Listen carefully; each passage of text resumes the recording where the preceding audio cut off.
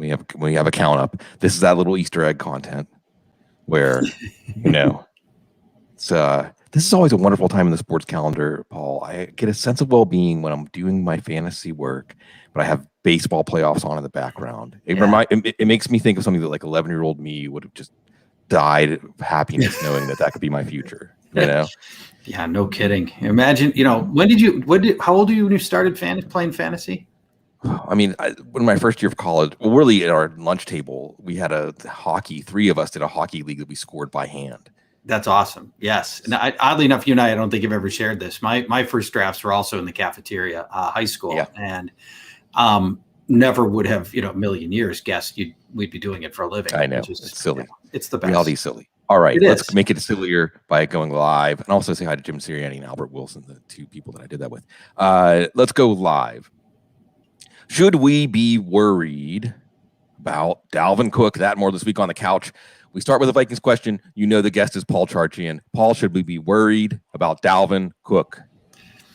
Mostly, no. You shouldn't be worried. I think we may look back and see this as the low point of the season for Dalvin. Almost certainly will end up playing next week in a very juicy matchup with Detroit.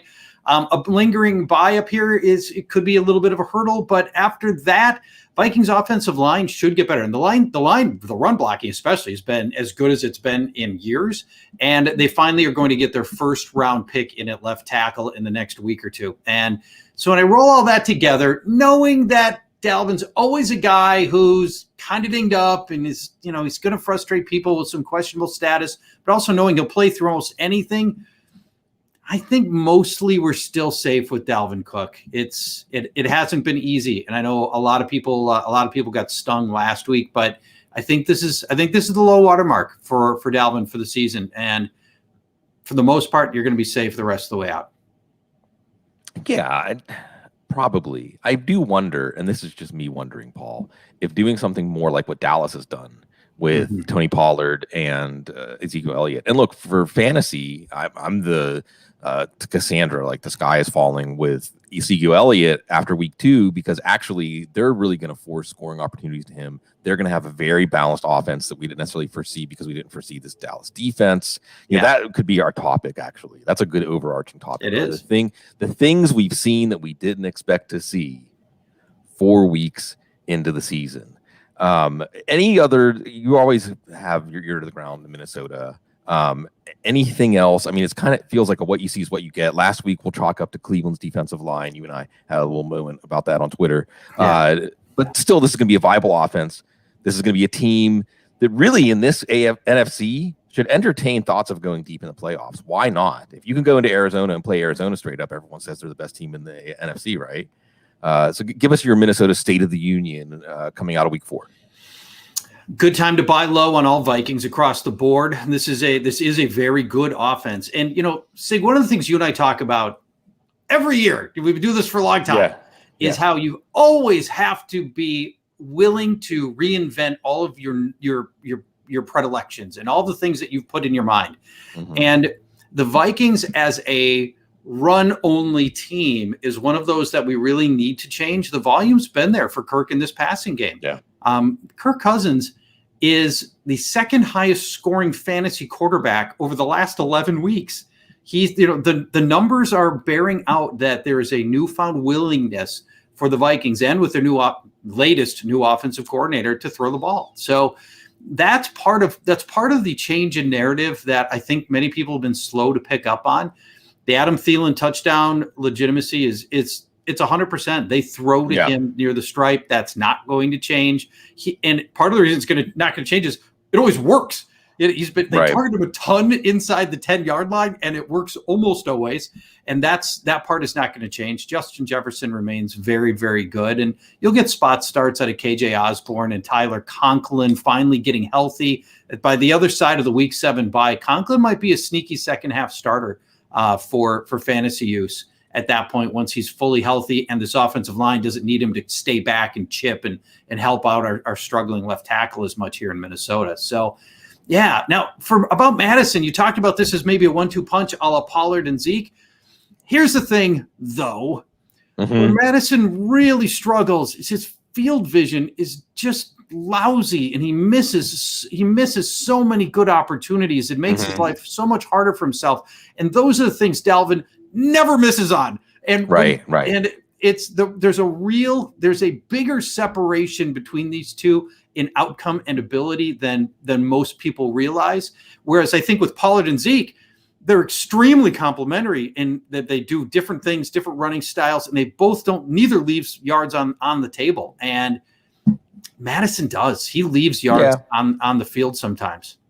I won't disagree with that. I think of it more, Paul, as the Vikings had their best offensive game of the season with Cook on the sideline. So maybe it's just like you said, they threw the ball 38 times. Like you said, threw the ball 38 times in a win, in a comfortable win, 30 completions by Kirk, 38 times, 20 completions. Last week, thanks, Cleveland defensive line especially. But yeah, I think you're right about the changing blueprint to being a potentially pass-friendly offense, which may make the yards that Madison leaves on the field less important. And I'm just thinking of Dalvin Cook in January. I want to see Dalvin Cook ready to play in January. Again, I think, look, I'm going to say I was pretty always recontextualizing in this first month of the season. That overtime loss at Cincinnati didn't look that great. They were kind of dormant. Cincinnati wasn't a team that was particularly impressive on that day. And then what they did against Arizona and Seattle, because we're saying the NFC West is the best of football, that makes a believer out of you. And then Cleveland happens. But the point is, that's just going to be the NFL this year. It feels wide open. I keep saying Pete Rozelle will be very happy with how the NFL is going so far this year. The idea that maybe not every team, but there's certainly a group of teams that any team in that group of, say, 15 or 20 teams can beat any other team on any given Sunday. Okay, so back to the theme. By the way, one last thing on this topic.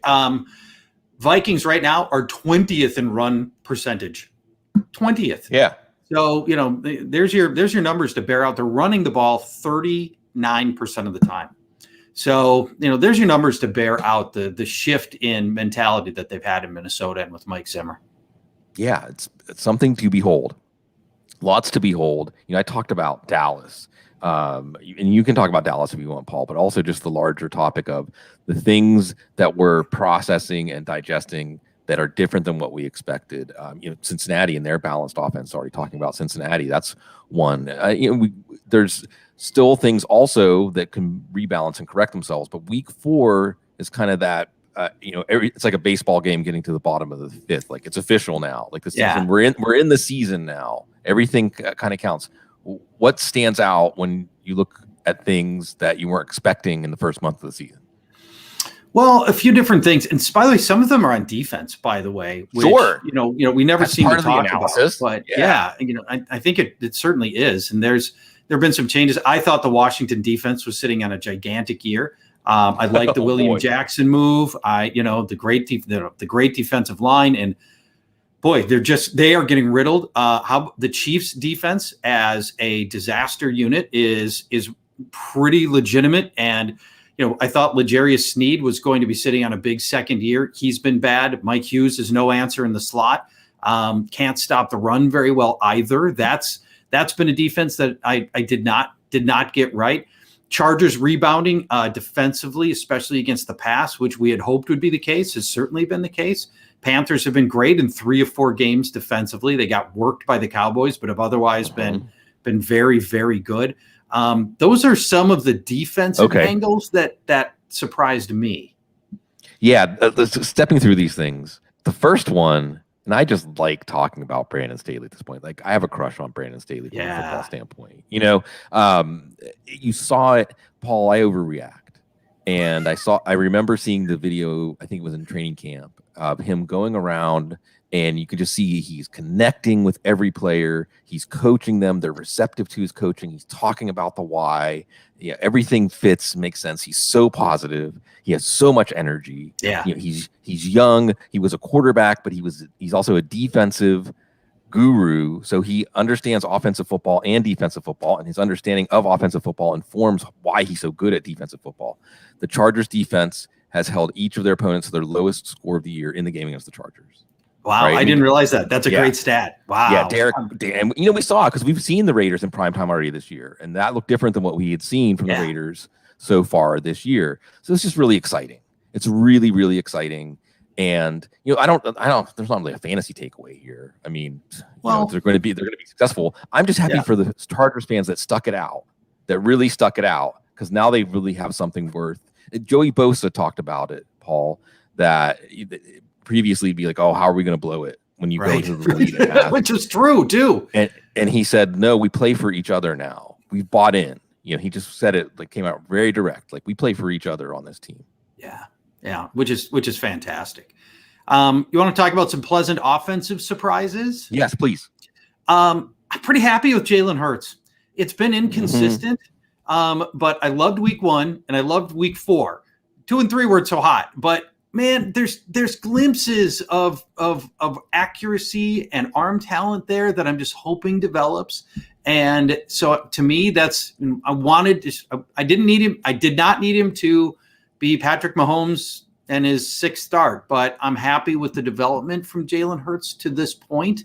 And a couple of touchdowns got erased last week. It could have possibly had a 4-touchdown game. I'm overall pretty happy with him. Sam Darnold goes without saying, and I think increasingly it looks like the Jets may have made a mistake in that they could have traded away pick 2 of the draft and gotten at least what San Francisco gave to move up to pick 3, right? So they could have had 3 first-round picks out of that deal, right? And solidified themselves a lot of different ways. And certainly, I don't think none of us expected 5 rushing touchdowns from Sam Darnold. Well, I didn't. Maybe you did. No. So that's certainly been a pleasant surprise.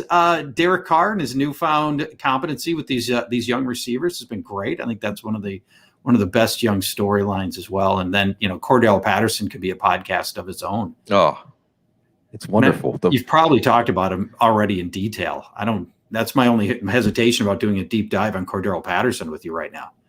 No, I'll reprise what I said with Joe Holka earlier today, which is I think he's more of a buy than a sell right now, because everybody is thinking they can sell, and they'll probably take a lot less than his stats today indicate that he's worth. And I'm not saying he's going to sustain that, but Arthur Smith is straightforward. And why wouldn't he be the character to enter this story and free Cordarrelle Patterson? Really, because his rookie year, it looked like, you're up there in Minnesota, Paul. Yeah, we drafted him. His rookie year, it looked like they were going to use him the way, like, you don't have to use him in a specific traditional NFL role. Yeah. Paul, they said you can't just manufacture touches in the NFL. Says who? And teams do it all the time. He still has it. It's really wonderful to see, and I think you're better off, going the over, the under on expectations from here on out. Partially because Atlanta is going to be playing from behind in all of their games. You mentioned, by the way, I want to go back to something you mentioned about Washington's defense. Another thing I was talking about with Joe earlier today. I like J.D. McKissic. I really like J.D. McKissic. He can play. Well, there's a little Austin Eckler to him, where a team doesn't think they're going to use him outside of a specialized role, and then he just kind of forces them to do more and more with him. And Antonio Gibson's banged up, and Washington's defense is going to put their offense in pass mode most of the time, which is where McKissic makes his money. And he just looks good. You go back and watch that play. I'm going to keep talking about this, because when you see the touchdown that he scored, and I love Taylor Heinicke's awareness. I love his positive attitude about creating positive outcomes on extended plays. It's so Fitzmagic-esque. It's eerie. But the McKissic run and vault into the end zone is one of the most athletic plays that anybody made on Sunday in any game. And it was a decisive play in the game. Oh, huge play at the very end of the game. Now, at the moment Heinicke connected that pass to McKissic, he's on the wrong side of the field. He's got to go all the way laterally and then turn the corner. You've got to be really fast to be able to pull that off. And when he caught that ball, I'm thinking this is a 4-yard gain. Right. I touchdown was not even entering my mind at all. And, to his credit, he manufactured a touchdown out of that play. And this is some of the J.D. McKissic we thought we were going to get out of college. And then, bumbled around all those stops. Was it Seattle and Detroit and just never materialized. And what a strange, between him and Cordarrelle Patterson, we don't normally see players come alive in, whatever it is for McKissic, year 5 for McKissic. I mean, this is, it's remarkable that it's happening this late. Hey, speaking of Heinicke, Yeah. man, what a bunch of pluck that kid's got. Yeah. Right? I mean, modest arm talent, but he throws a super catchable ball. He can read the field. His accuracy is very good. And there's some kids that just, you can feel the heart that they've got. And that kid's got some winning heart to him that I love, and does translate into fantasy points, by the way. Yes. Again, partially helped by the defense. Washington against New Orleans this week, by the way. New Orleans is the Jekyll and Hyde team of the NFL. Both units, everything about New Orleans, within one game. New Orleans is the whole gamut. I think someone posted something like his PFF grades out of 120 grades for quarterbacks, and it was like 2 were in the top 20 and 2 were in the bottom 20. Isn't that just Jameis Winston for us? But Heinicke, so you mentioned him again.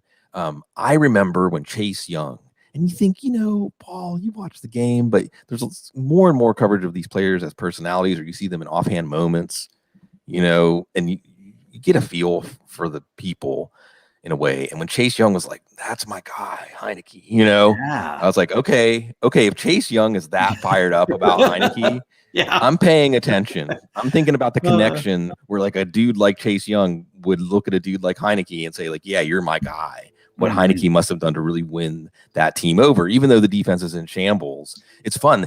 The NFC East is fun. Again, it's not a laughing stock, but the Giants and Cowboys game is really interesting. The Giants, here's one I'll tee up for you, Paul. Is it possible that the Giants offense is turning into a juggernaut? It's getting good, isn't it? And the line play's gotten better, seemingly. Andrew Thomas, finally living up to his draft position, which is great. And now Saquon Barkley really starting to look pre-injury. I thought his last game and really last 2 games, he's looked really strong. And credit Daniel Jones. I mean, you lose Sterling Shepard, you lose Slayton, and that passing offense has hardly missed a beat. He's I think feels like he's played better than could have hoped, and I'm trying not to weigh in his rushing even into this conversation. But here's Daniel Jones sitting in, what is he, like quarterback 6 in fantasy football right now? Right, roughly quarterback, something in that ballpark, depending on your scoring system. 400 yards last week. This is not what we expect from Daniel Jones. And maybe it's all coming together at the same time. Offensive line's gelling. Saquon Barkley's coming back. You add Galladay. Maybe Kadarius Toney's draft position was going to be right. I assume you saw the crazy run that he had after catch, in which, I don't know, did he evade 6 tackles? Like the entire secondary missed twice? I mean, that's the sort of special moments that you want to see from any player where you go, wow, there are only a couple of guys in the league that can do that. And Kadarius Toney just did it in his first game. Well, almost first game. Right. No, all that. There's so many things I'm telling on myself, Paul. Like I feel like I'm thinking and talking about a lot more of what I was wrong on or just didn't see coming than things that were unfolding exactly how I envision them. And with the Giants, all that stuff, right? The offensive line is gelling. We're not talking about the offensive line. That's all you need to know, right? We're not talking about their offensive line. Kenny Galladay's over his injury woes. Even with Sterling Shepard and Darius Slayton out, well, John Ross, he can do his thing. Right. So here's the thing. You don't think of the Giants as an environment coming into this year, an offensive environment especially, where a player like John Ross is going to regain his form, or a player like Kadarius Toney, who requires a little bit of imagination or at least faith to use, is going to make an impact like that. And some of it's by necessity because of the injuries. But then you also see Daniel Jones. And, I go back and forth on Daniel Jones because sometimes his lack of pocket awareness is so frustrating. Yes. But at the same time, it's part of that useful obliviousness he has to getting blown up. I mean, he's one of the quarterbacks who will stare down the barrel and know he's going to take a hit and step into the throw and deliver the ball and deliver a good ball. He's not afraid at all. I mean, he shouldn't be. He's a big, formidable guy as a runner, and he's fast, like legit fast when he is a runner. And he kind of, you see him play with that obliviousness, and it almost makes you want to root for him, even though Dave Gettleman and Joe Judge give you a different sort of tone about this team. Make it Daniel Jones' team. Make it a fun story, which all again leads into Dallas with Dan Quinn. Wow. Yeah. Dan Quinn. Talk about don't call a comeback. And Gus Bradley too, by the way, those Seattle defensive coordinators make it, failed off head coaches, but doing it. That reminds me of Cam Cameron. And this showdown, this Giants-Dallas game is going to be a really interesting contrast. And like we have to talk about Trevon Diggs. I keep saying it, Paul. If there's a defensive MVP through 4, it's Diggs. Diggs is, he's one of the stories of the season so far. Well, for sure. You get an interception in 4 straight games. That's a hell of a story. Although I'll note, I think he's allowed like the 3rd or 4th most passing yards in his coverage. Okay. And so, teams are still throwing at him a lot. And so, there comes a point where you're good enough that teams won't throw at you. And maybe he's reaching that breaking point right now where teams are going to start thinking twice about that. But to this point, it has not yet happened. In fact, do I have it here? Yes, I think I do have it here. Yards allowed. He's allowed the 5th most yards, 260 yards so far. And he's allowed the 4th most yards per reception at 18.5. So, while the splash interceptions I think are great, but apparently teams are still willing to throw at him, which is notable. But hey, for Dallas, this is still all gravy, right? This is all stuff that's way, way better than last year. Micah Parsons looks like they hit on that. Oh yeah. Yeah, let Dan Quinn run the draft. And Parsons, they've been using a lot at defensive end, even because of DeMarcus Lawrence is out, or the best player they had on that defense is out. They've had injuries at linebacker, so it's a fun story. What's going on and the way those stories collide. By the way, because I just want to do this, I do want to go back and say something about something you mentioned about J.D. McKissic and Cordarrelle Patterson, and the long and winding road that they've taken to get to at least this moment in their career that is a moment for them. And I think immediately I think of like Justin Forsett, Paul, certainly the algorithm or the numbers say when players have these late career breakouts, they're just as likely to soon fade back into the background where they came from.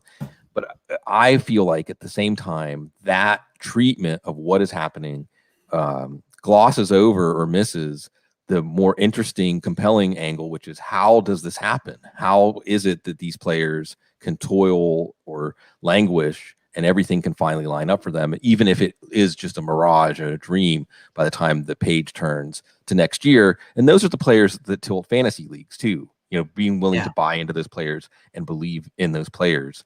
I should have someone teed up in my Dalton Schultz. Let's go with that one, Dallas. Or Dawson Knox, who's another player that if the people that believe in that player are going to be rewarded fantasy karma, good karma for believing in them. Another story. How about DeVante Parker? It took 4 years of him doing nothing. We all left him for dead, bailed on him on our dynasty leagues, and then erupted in year 5 for 1,200 yards and 9 touchdowns. And that was a guy that I think most of us had just assumed it was never going to come together for him. He had the on and off injuries, which I think hurt him a fair amount. But it's year 5. That's not the breakout year. People don't write articles about the breakout, the 5th year breakout wide receiver. They write articles about the 2nd year breakout wide receiver as another guy that was a notorious late bloomer. Hey, speaking of, I want to touch on one other guy that we were talking about. Changing your thought patterns on. When Atlanta played in Week 1, and I watched Matt Ryan, I was mortified, and I put him right in the Ben Roethlisberger category, and went, "Dude's done." And I didn't like a lot of what I saw from him last year, but I want to take a moment to talk about his last 3 games that have all been really good games with 70s for completion percentages, multiple touchdowns, 300-ish yards in those games. He's looked so much more comfortable and shouldn't have been so fast to write him off first game with a new head coach and a new offense. For all the talk about Cordarrelle Patterson, I think we've not given due credit to the trigger man on those passes. Yeah. And Matt Ryan has played well. And for people like me that buried him and weren't happy, and I think correctly so, we're not happy with his play last year. He's looked a lot better than I was worried about him looking through the first game of the year. And I hope that's what's happening. You know, Arthur Smith looms over that part of the conversation. And schedule, you know, again, was Washington and the Jets this week. Tougher Miami, Carolina, New Orleans, Dallas coming up, New England. But Matt Ryan, what strikes me about him is that we know that this is his last year with the Falcons. I mean, it has to be his last year, right? If it isn't, he's a lame duck quarterback next year, either way. So he's thinking about that last chapter in his career and what he's going to sum up for that chapter that is going to happen somewhere else.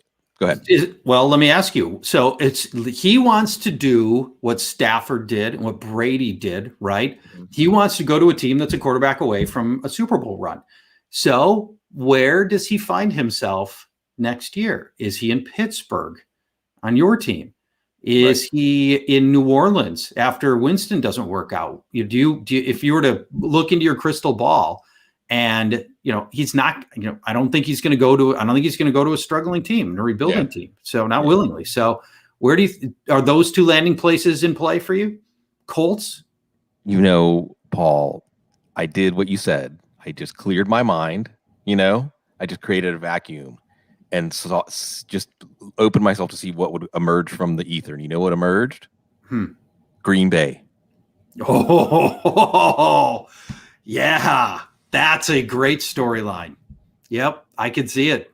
Like Matt LaFleur, it's the Kyle Shanahan tree, It is. And what would that say about Jordan Love if they did that?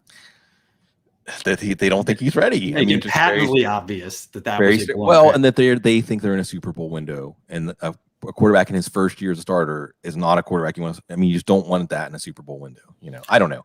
Yeah, usually not. Even although it's third season in at that point, so you'd hope he'd be ready. But right, I think with Rodgers, was it 4 years in with Rodgers? Anyway, so we'll see. Matt Ryan kind of at a crossroads, but for fantasy, again, though, the defense is going to create a lot of that. Although schedule 4 weeks in, it's still hard to tease out how much of what we think is true is because of schedule. That's when you said Carolina.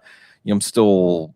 Boy, they had a really soft early schedule. Like we saw Denver come crashing down last week because they actually had to play a real team. Yeah. So some teams with the schedule, I'm not quite sure what we have. And then you mentioned Miami and DeVante Parker. One thing I just want to touch on there, I'm going to tee this up for your thought. I keep thinking, I've said this 2 or 3 times now, but it's just where my brain goes. I keep thinking of the Sashi Brown Browns, where you get all the raw materials in place for a successful turnaround, but maybe the people that are running the turnaround, it's a little, they're mismanaging it or don't have clarity on how to manage it. Like, fine, you have all the resources. Now, what are you going to do to make something out of those resources? Because it feels like Brian Flores, it feels like the quarterback plan, everything is kind of flailing at this point, and I don't feel like they're building towards something right now. I feel like they're in a bit of a limbo state where we're going to find out whether this Flores regime is heading anywhere. Flores feels like a defensive coordinator playing head coach. Yeah. For practice or whatever. I don't feel like he commands an entire roster of players and has a understanding of both sides of the ball. And that part worries me. I think he needed stronger, better, more experienced offensive coordinators than he's got now. That can manage the process that they've got. And I don't think they've done that either. And maybe you're right. This is going to turn into a Browns-like situation. Maybe they'll find their Andrew Berry and Kevin Stefanski in their next set of hires. And that, then that roster propels itself forward. Yeah. You touched on something I want to come back to you on, if you don't mind. I love that you let me do this when I'm on. Please. Is it start every quarterback against Tampa Bay? Teams can't run. They give up the run early. They're seeing 47 passes per game. Right. And through sheer volume, it feels like almost any viable quarterback is going to find his way to a decent game. Multiple touchdowns in every game, over 275 passing yards every game. It feels like everybody is a potential starter against Tampa Bay.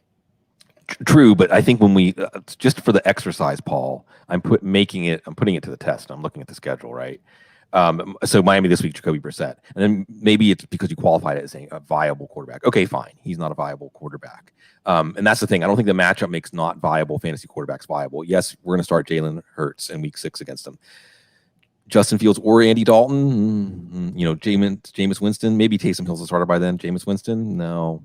Yes, Taylor Heinicke. Yes, Daniel Jones. Probably Carson Wentz if he's healthy. I'm very intrigued, by the way, with Carson Wentz playing better. If he gets healthy, he gets to face all those AFC South defenses. Yeah. Atlanta, Matt Ryan. If Ryan's still chugging along, Josh Allen, New Orleans again, Sam Darnold, and Zach Wilson. So you're right. I mean, you're right to point this out, and it's how it's going to alter. Here's what I'm interested in when you mentioned Tampa Bay. Is everyone going to copy Bill Belichick now? I mean, isn't this the way you should play Tom Brady at this point in his career? Like knowing his mentality and how this offense is put together. It's just say like, how patient are you going to be? Are you going to run? Are you going to be able to be patient? Rob Gronkowski is obviously a big deal for Brady's comfort zone. Yep. In that offense. And we'll see. They're vulnerable. They're very vulnerable. And the whole, I come back to this, Paul. The NFC is wide open. I think Dallas, heck, maybe the Giants, Green Bay, Minnesota, Tampa, and maybe Seattle's hard to get a whole. We'll see about Lance, but at least 7 teams are legitimate Super Bowl contenders. At least 7, and maybe more. I don't know that Minnesota's in there, but it is wide open. And but if you can go to Arizona and play them to the brink the way that they did, and took Arizona's best shot too in a 1-game scenario, this Minnesota team, now that they've turned on Kirk Cousins, in a 1-game scenario, like I'll give them a puncher's chance against the Rams. I'll give them a puncher's chance against. Well, I mean, obviously they can play with Green Bay. They can play with Tampa. I think they can play with teams. Yeah, it warms my heart to hear you say that, because as a languishing Viking fan for my entire life, this 1-3 start's been hard when they were so close in the first 2 weeks. A dubious Dalvin Cook called fumble away from beating Cincinnati on the road, and then a missed chip shot field goal in week 2 are heartbreaking and frankly just standard operating procedure for my Vikings, who find ways to create their own hurdles, unfortunately. But yeah, it certainly is a wide open opportunity. Just back to Tampa for a second. Yeah. My bar is way lower than yours. I think Jacoby Brissett is viable. Okay. Chicago's quarterback, probably not viable, but most of the rest of the year, I see quarterbacks I'm starting against Tampa through sheer volume. And even a guy like Brissett, who I don't love, I think he is a pure backup quarterback, but give me 47 cracks at it. Right. Okay, I think you'll find your way to 250 and 2. Passes. And the Tampa secondary is also depleted. Beat up. Yeah, it is. Injuries. Right. But they also lost Jason Pierre-Paul, but they have Joe Tryon-Shoyinka, the first-round pick. It's almost unfair, right? I mean, how many teams have a backup tight end as good as Cameron Brate? How many teams have a backup defensive end as good as Tryon-Shoyinka? But at the same time, it's not necessarily translating to W's or a team that's going to go on this victory tour 17-0 through the league. Right. And that's fun. That's fun to watch an NFL that is like that. We're going to go a little off the rails because I do want to recognize this. We're going to go off the rails a little bit early because D. Hume asked about what we think about the. Oh wow, this is a very nice effect right here. This is new to me since I was on the show last. Oh yeah, nice. Because we get carried away, and I'm going to let someone else participate in the conversation. And he into the G Funk. I don't know if you saw Paul. Like I did. Dr. Dre and Snoop and Eminem and we're going classic rap. It's great. Yeah, Mary J. Blige, Kendrick Lamar. He says, dream realistic halftime performer. He says, Reunited Outcast, which, that's great too. And it is great, just like Dr. Dre said, that they're giving hip hop that stage. And it's legit. I'm legit excited about it, but I'm a kid of like the 80s and 90s. Like gangster rap blew our minds where I grew up. What say you, Paul? I love that they're not wheeling out a bunch of 70-year-old classic rock guys anymore. We've done that. We don't need that. I don't need the Who on stage ever again. Right. And I like that they're going for a more diverse, interesting audience that we haven't done. And honestly, these guys aren't even like young, emerging talent. No. These are now old, middle-aged, Right, men and women. So, classic rap. right, Yeah, it is. exactly. It's classic rap. So I wish Grandmaster Flash were up there. That would be my, for me, that would be that's the one guy I'd like to see represented up there, because that was my entry point into 80s rap, was Grandmaster Flash and the Furious Five. So I wish that, that in an ideal world, that would be it for me. But I understand that maybe he's not quite at that level. But yeah, it's possible, Paul. And one of the things that makes this really exciting is that they know Dr. Dre referenced this. Like, they know they have like 12 minutes. They've got 12 minutes. Yeah. They have 12 minutes where the whole world's gonna be watching, and who knows who they'll bring out and what they'll do, because they understand that they're doing that, representing the hip hop world, which is really exciting. So the other part of the question was dream realistic performer. I have an answer in mind, and if you want, I'll give my answer so you can think about yours. Okay. Or you can tell me your answer. Which way you want to go with this? Well, I mean, if he means like dream for this Super Bowl, then it would be Grandmaster Flash. Right. So you said yours. Good. No, that's great. Yeah. So I'll say mine. Okay. And this is one that actually has floated out there. It's not something just totally pulling it out of the ether. It's one that different people have stumped for, maybe half seriously, but there's nothing that you can do that's serious when you mention Weird Al Yankovic. Right? It's fantastic. He's the artist for this time. We need Weird Al. We had him in the 80s. Wouldn't it be fun? And let Weird Al like orchestrate the whole thing. A Weird Al level of halftime. Yeah, exactly. God, that's a brilliant idea. You've blown my mind. Weird Al halftime. That is so American great. Needs. It's what American needs. I'm going to give you a little piece of Weird Al pseudo inside trivia. I talked to somebody who I'm not going to name, of a certain amount of fame, who spent a fair amount of time with Weird Al and had the opportunity to hang in Weird Al's house for a while. All right. Weird Al gets it going on. Yeah. Weird Al has, or at least this story is like 8 years old, or maybe even older. It was just revolving women in and out of Weird Al's mansion, which you would never guess Weird Al would have that. But apparently Weird Al had that going on. So here's the thing. I'm going to make a connection here, Paul. I don't know if we're going to get back on the rails. I'm sorry, folks. It's just fine. I made a mistake. Have you seen the Bob Ross documentary? No, I have not. Again, there's a hair. Is it great? Here.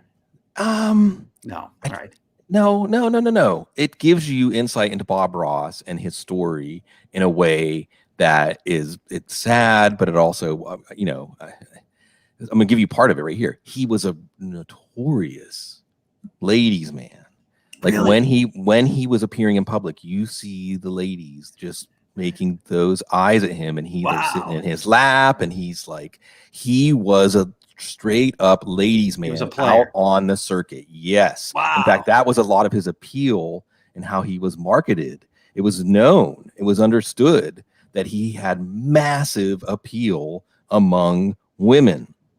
Bob Ross. And then there's a whole sad thing about how he was exploited. This guy. There was somebody who basically owned him and still owns him. His children don't have his likeness rights. So what the hell? So that's the thing. Did you know there's a Bob Ross video game? Oh, really? Yeah. I mean, you wouldn't think that there ever could be or would be, but yeah. Why wouldn't there be?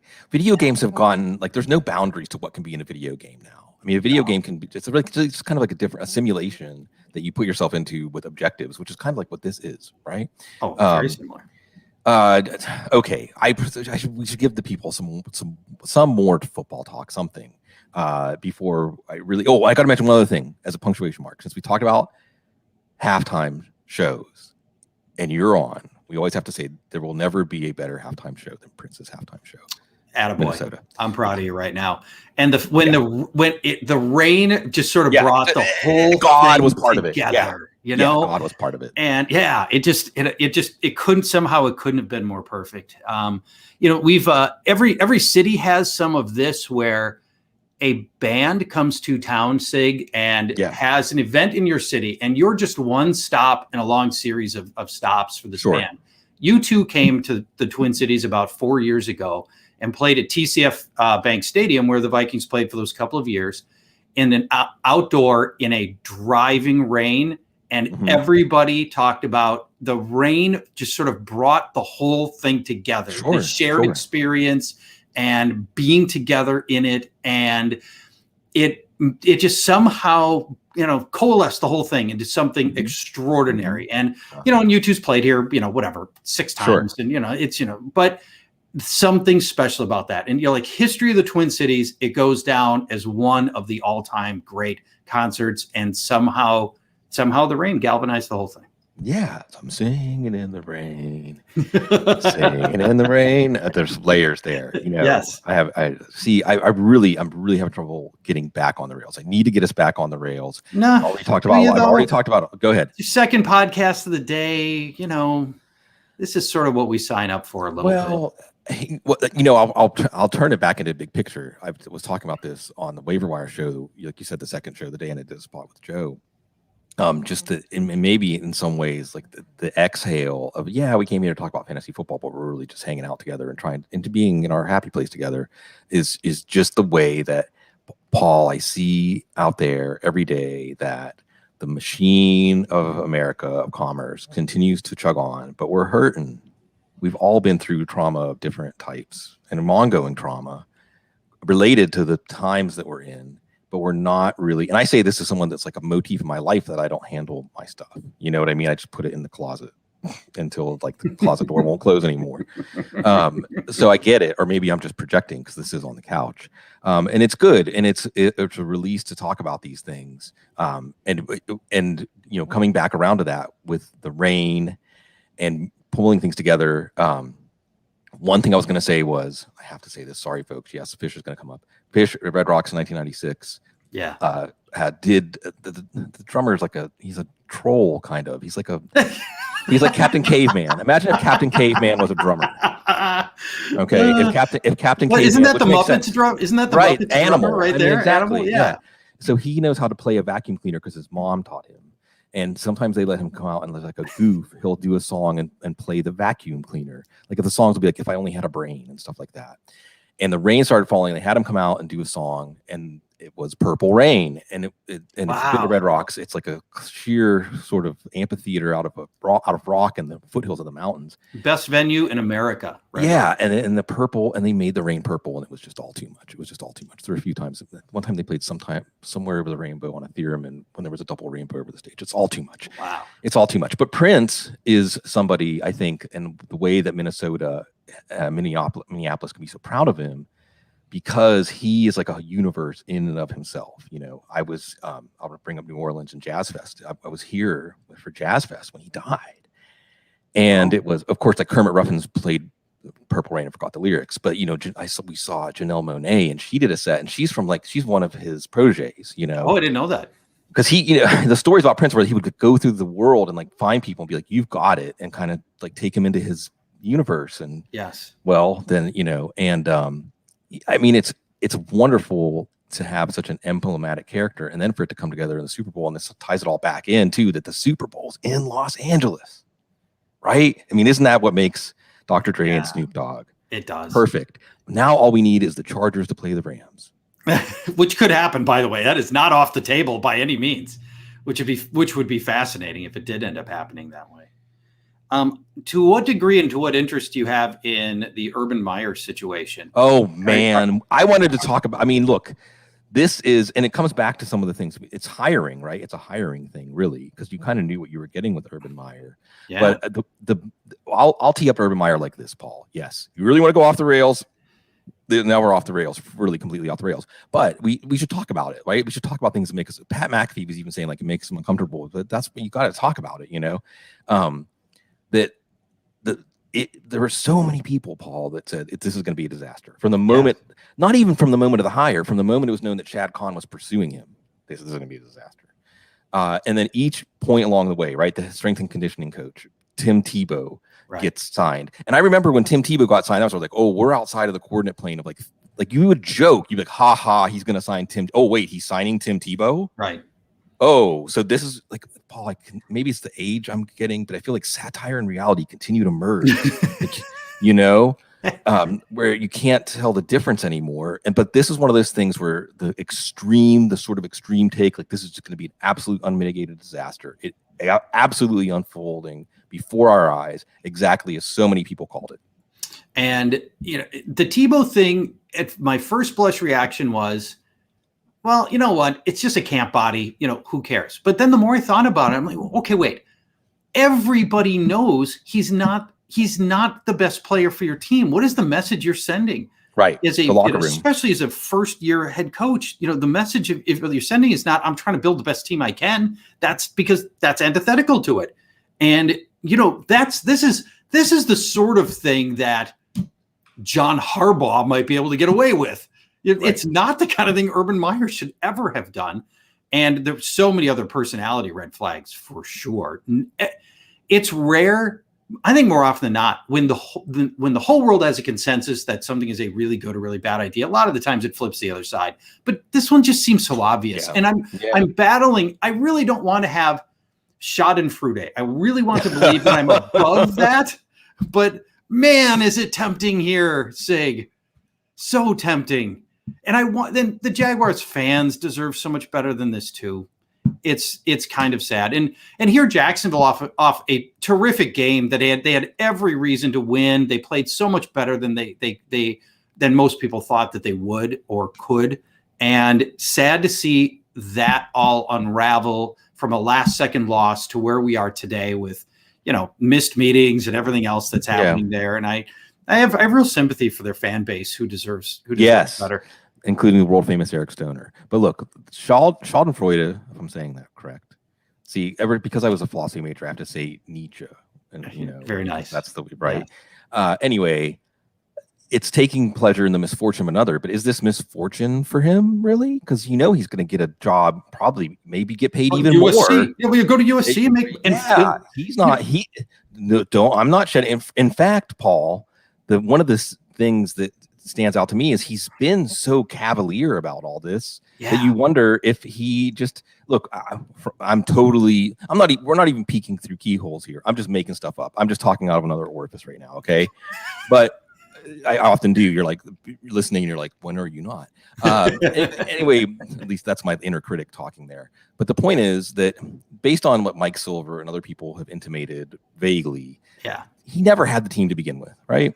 And how do you never have the team to begin with? Is that you aren't bought in. Like if you're not bought in, the team's not going to be. The team's not going to be right. And he's never really been. Well, there's been two layers to it. One, I don't know if he ever was really bought in, which they can pick up on. Okay. Yeah. And the other is he was again the cavalier way he was running the team, in just his own delight or his impulse. Impulse. I think is and the other reason that he never had the team to begin with. And I wouldn't be surprised if really he's just sabotaging this because it's hard work. Look, he admitted, I was so struck, Paul, when he said, the thing about this job compared to the college is that they have the same thing you have on their sideline. Wow, he's just coming right out and saying it. He just came right out and said it. Well, I don't have better players than my opponent. And that's, that's daunting. So, this was all in the card. I mean, it's better for everybody involved, probably, including the team, if he just moves on. But this really, to me, then points back to Shad Khan, who wanted to do something, went from absentee owner to watch this, hold my beer, and reeled in this big fish that, was what would I say, flounder. This was not something that was there has been some perfect fish species I could have pulled out there, but the point is, because people are saying, Paul, oh, so what happened in the bar, that shouldn't be a big deal. I see a little bit of that as it comes up, and it's not, that doesn't matter. That's not, when this goes south and it's official, that's not going to be why he got fired. That's just a sign that he doesn't care. He just, right? Well, let me go one step further. Is he trying to get fired? Yes. If he gets fired, he gets paid all the money for his whatever remaining 4 years on his deal, and he'll go double dip at USC and make $8 million a year at USC as their head coach. I'm sure he got a sweet contract terms. I'm sure that he protected himself. He's been through this dance before. He knows how to do this. So absolutely, that's the other thing, right? The real, this is where I'll make it depressing, right? It feels like people like Urban Meyer continue to prosper, even though we can see who they are. That's a whole other podcast. And that happens in every walk of life, you know. Yeah, you can pick targets for that all day. I mean, so yeah, we've gone. I had to bring up the I didn't do it. Who was it in the chat room that brought up the Super Bowl halftime show? Yeah, that guy's fault. Yeah, we were here to break down. We were here to break down targets for waiver wire. Paul. The one thing there's not enough of is fantasy football analysis. That's right. Because where else? It's right. There's no place else to go. To get that. Yeah. Well, since we've already gone off the rails and I've got life to tend to. We'll wind it up here in a few minutes. I guess I do want to open the floor now since we're officially off the rails, just to give you a chance. Because, in a lot of ways, this season will be dedicated to Mike Tagliere. Every season will. Like he touched on so many of us, and Tabby did too, and will continue to, just with the human beings that they are. But I know I want to share on this show for folks that already tuned into the story of Mike Tagliere that his fantasy football genesis really is listening to you, right? Wow, I didn't know you knew that, because I haven't told that story very much. But it turned out I've been doing Chicago radio on Thursdays for 10 years. And unbeknownst to me, until Mike was nice enough to meet me in Dallas with the same conference I met you, Sig. Whirlwind time. Yeah. Until I met him there, that he had been a listener to this station that I'm on, 670 The Score. And had said, basically, if that guy can do it, I can do it. And we're inspirations. Yes, that's how we'll choose to look at it that way. And that started him into starting his own content and ultimately getting into Fantasy Pros, which made me feel fantastic. That's, what more can you like? And even better when people pick up the mantle or somehow get inspired by something you do, and then they're even better than you are. I mean, Mike was awesome. The primer was an enormous amount of work, and to get that thing out every week, and I would read it and go, wow, this is such good work. And he knew so much, and he followed it so closely, and such a good host when he'd have you on, and so articulate. And Mike, it's a lot's been said about Mike in the last 2 weeks, and and it's all true, and it's all worthwhile. And it's nothing short of a tragedy what's ended up happening here. And this has hit me out of all the things that have happened to COVID. And thank God I don't have anybody that's really close to me that has suffered in a meaningful way from COVID. This has been the one that has really rattled me more than anything else. Yeah, absolutely. I mean, I think it's hopefully, again, we're not going to turn the show into some sort of soapbox, but there are things you can do. We're not.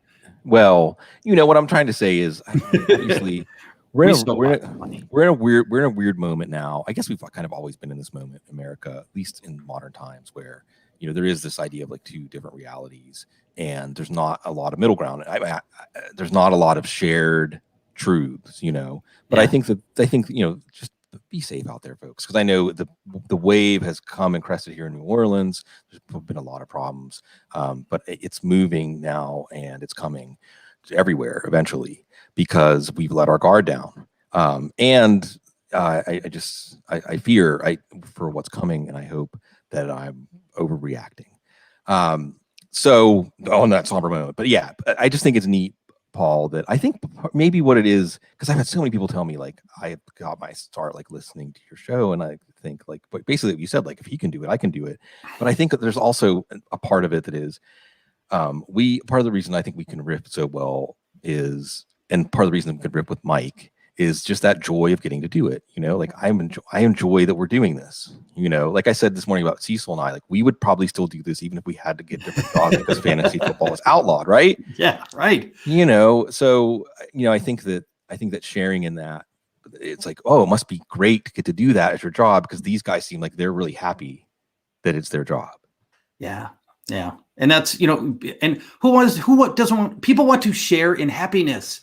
Yeah. They do. They want positivity. Yes, when you sound happy and you are happy, people want to be a part of that. It's human nature and it's instinctive. And it doesn't mean about on your podcast. This can be your trip to the store. This can be how you interact with your friends and around the office. And people are magnetized and they are drawn to happy, positive people who find the best in the moments around them and are willing to share that.